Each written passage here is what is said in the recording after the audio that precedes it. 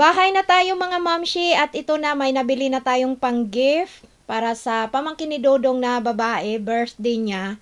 So, nakagayak na ako at ito na lang din ang aking isusuot mamaya. Doon kami pupunta sa bahay ng kuya ni Dodong. Actually, hindi naman siya celebration na party-party talaga. Wala, it's a normal, family dinner lang nila. Hindi din sila kumpleto kasi si Dodong wala, andin yung ibang kapatid hindi yata din dadating. But parang celebrate na wala siyang party, basta kakain lang kami doon ng hapunan, andin isinabay yung birthday nung anak ng kapatid ni Dodong. Although yung pupuntahan naming bahay na kuya ni Dodong, hindi yun ang may anak, doon yung isang kapatid nila, but doon kami sa kuya ni Dodong kakain ng dinner. So ito yung nabili kong gift. Although binalot nila yan doon mga mamshi, but pinatanggal ko kasi may nabili akong mas cute na pang gift wrap, kaya yun ang aking gagamitin.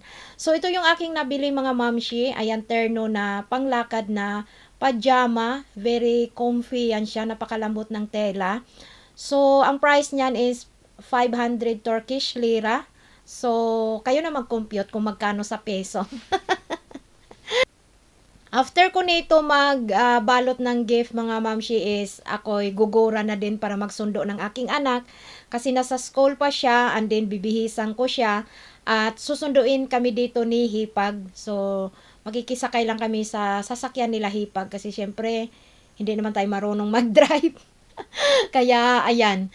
So ayan, we'll see later mga mamshi kung anong magiging ganap natin doon, kung makapag-video or what. Basta bahala na si Batman.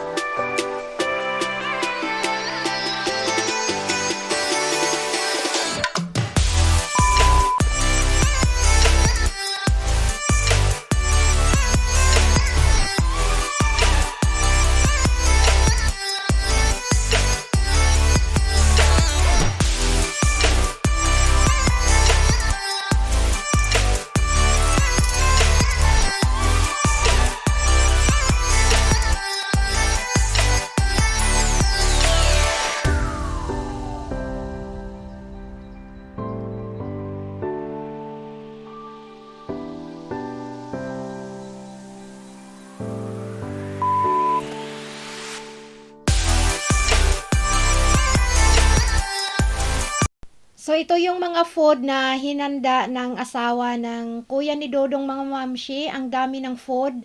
Meron pang yung tinatawag nilang kyufte. Ayan, si Hipag yan. Ayan, at ang kanyang anak. So meron pang tinatawag sila na kyufte at saka yung grilled na chicken, but nandoon sa electric na ihawan. Iniwan lang doon ng para mainit siya, mamaya kainin. So ayan, ito lang yung mga video ko mga mamshi. Yung iba ayaw kasi magpakita. So, nakafocus lang sa food. Kaya ayan, kainan na! Our hearts beat to the city streets. We began to feel the fire. We rise like tall buildings as the chemicals, they take us higher. The night's young, and it's just begun, as she puts her hand in mine. We wanna chase the night, wanna dance to the light, pull the stars from the sky, just two hearts running wild. Never sleep, never stop, as we shout from the top. We're gonna be two hearts running wild.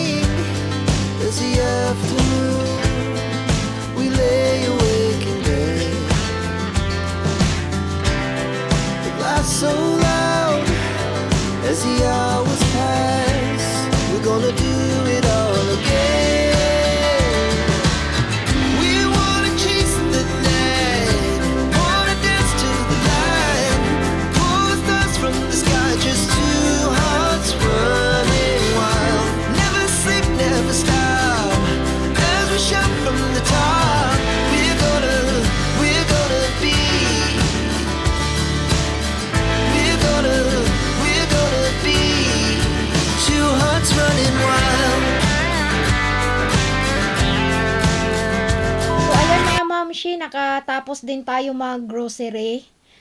Meron pala akong ikukwento mga mamshi. Ngayon na pagbablog ko is ano pala, naka-audio ito. Although nagsasalita ako dyan, kaya lang, nung i-review ko yung aking vlog or yung aking na video is wala pala siyang boses. Although alam ko ang aking cellphone na sira, but ang sira lang kasi nun is yung una, yung ayaw siya mag-charge ng maayos or magcha-charge man siya is yung magdamag is nasa mga 10% lang. And then, nung nag-vlog ako, so nagtaka ako nung after ko mag-vlog, ini-review ko yung aking na video. So wala pala siyang boses. Kaya ang aking ginawa, syempre para ano natin yung ating video is nag-audio na lang ako ngayon.